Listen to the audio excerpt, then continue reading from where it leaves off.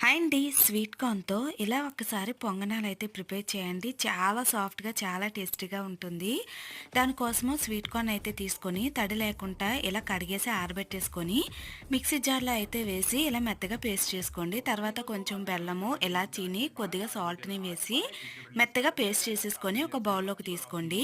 కొంచెం కొంచెంగా గోధుమ పిండినైతే వేసుకొని కలుపుకొని, ఈ కన్సిస్టెన్సీలో అయితే పిండిని ప్రిపేర్ చేసుకొని, ఒక పాలిథిన్ పేపర్ పైన ఇలా ఆయిల్ అప్లై చేసి చిన్న ముద్దను తీసుకొని ఆయిల్‌లో ముంచుకొని వీడియోలో చూపిస్తున్న విధంగా ఎలా అయితే అప్పంలాగా అయితే చేసేసుకోండి. ఇప్పుడు దీన్ని వేడిగా ఉన్న ఆయిల్‌లో మాత్రమే వేసుకోవాలండి.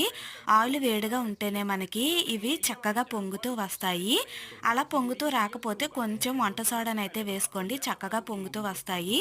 ఇలా పొంగుతూ వచ్చిన తర్వాత 2 పక్కల మంచిగా కాల్చేసుకొని అయితే తీసుకుంటే మన వేడి వేడి స్వీట్ కార్న్ పొంగనాలైతే రెడీ అండి. వీడియో నచ్చితే లైక్ చేసి ఫాలో చేయడం మర్చిపోకండి.